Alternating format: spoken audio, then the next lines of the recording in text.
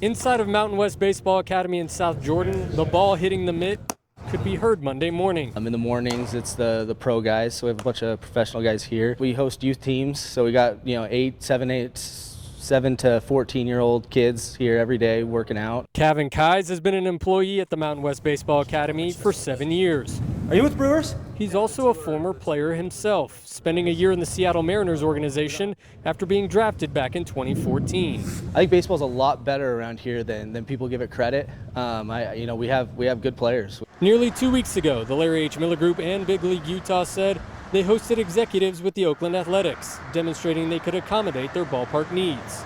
Well, this comes as construction is in full swing here in South Jordan on a new stadium in downtown Daybreak that was originally set to be the new home of the Salt Lake Bees. Construction on the stadium is slated to be finished by the early part of next year. This would provide a stopgap for the A's, who will be leaving California after this season, but won't have a stadium ready to house them in Las Vegas until 2028.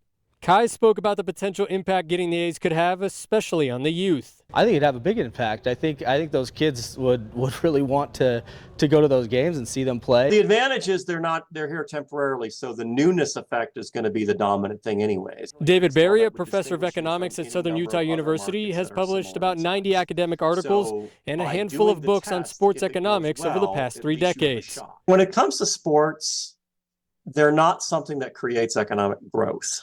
That's not really why you do this. You're doing it because it enhances people's lives. Would fans embrace a team that has lost 100 games each of the past 2 seasons? The fact that people show up to see the Jazz when they're not good suggests that there are significant numbers of sports fans in Salt Lake City and the surrounding areas. Barry says landing a big league club, even temporarily, is a good test to see if the market could sustain a team permanently.